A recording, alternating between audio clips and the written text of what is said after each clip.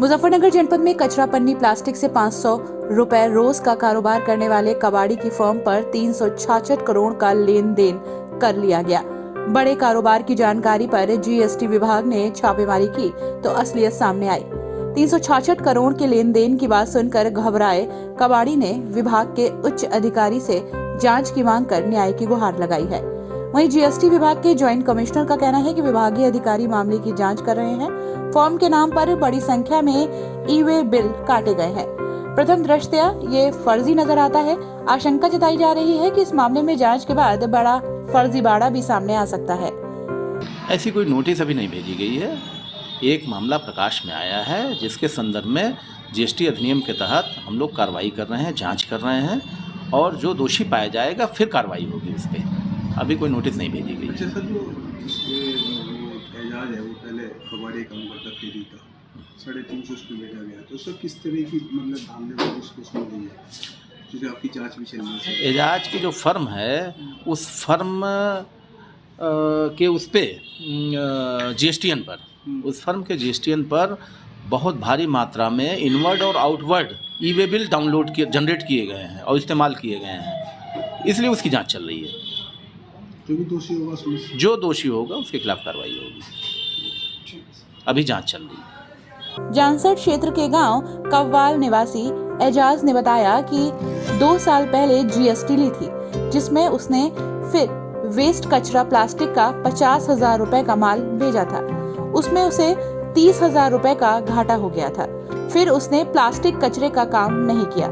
उसी GST number से उसने पुरानी पेंटे, बेडशीट्स और चादरें हिमाचल भेजी। उसने बताया कि उस जीएसटी नंबर से 6 बिल काटे गए, कोई 7वां बिल नहीं काटा गया।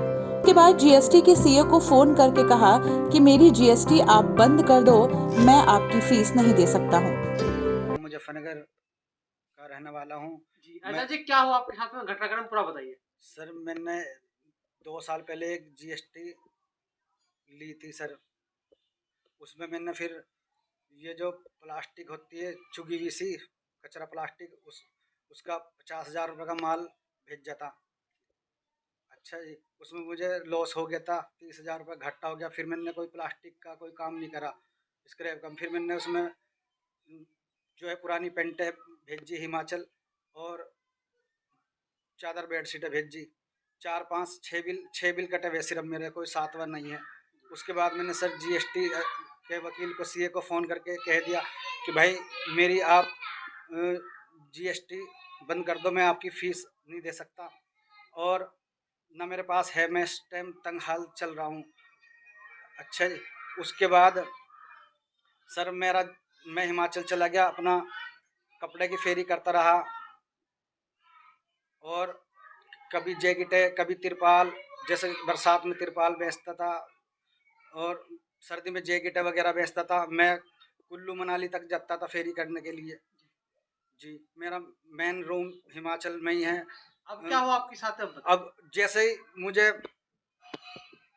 पता चला, वहाँ पे फ़ोन आया अधिकारियों का कि आपके जीएसटी का फ्रॉड हुआ है, तो मैं एकदम घबरा गया, सहम गया, मेरा अटैक होने को तैयार था। मैंने कहा सर क्या हुआ? कहने लगा आपकी जीएसटी का फ्रॉड हुआ। मैंने कहा सर मैंने तो अपने सीए साहब को बोल के बंद करा दी थी, उसके बाद तो मेरे पास कोई मैसेज भी नहीं आता। तो उन्होंने कहा बेटा आप आओ और मिलो। मैंने कहा सर मैं 2 दिन के बाद आ जाऊंगा, मेरी जेब में खर्चा नहीं है, पानी नहीं है। उसके उन्होंने कहा चलो बेटा कोई बात नहीं, आ जाओ, क्योंकि उस टाइम वहाँ पे बर्फ़ और बारिश हो रही थी। मैं 2 दिन के बाद आया और आने के बाद मैंने एसएसपी साहब को अपनी दास्तां बताई और अपनी एप्लीकेशन उनको दी है। कितने का फ्रॉड बताया था आपको?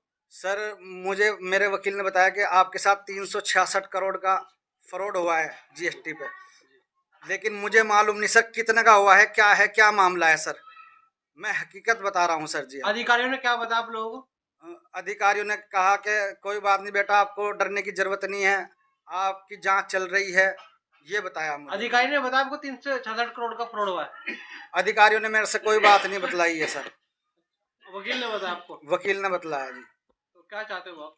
मैं चाहता हूँ सर मेरे इस केस की जांच हो और जो दोषी है उनको सजा हो। मैं बहुत गरीब आदमी हूँ साहब, मैं 10,000 12,000 रुपये का माल ला के बेचता हूँ साहब, मैं इस टाइम बहुत दुखी हूँ साहब। मेरा इस केस से कोई मतलब वास्ता नहीं है। मेरा तो जितना भी सामान आया 10,000 12,000 का, वो सारा बिल पे ही आया है, आधार कार्ड पे। आप देख सकते हैं, ये रखे मेरे आधार कार्ड बिल जी। तो आप इंसाफ चाहते हो? मैं इंसाफ चाहता हूँ साहब, नहीं तो मैं अटैक हो जाएगा, मैं मर जाऊंगा अगर मेरी साहब इंसाफ ना हुआ। अपने आसपास की खबरों को सबसे पहले देखने के लिए सब्सक्राइब करें रॉयल बुलेटिन।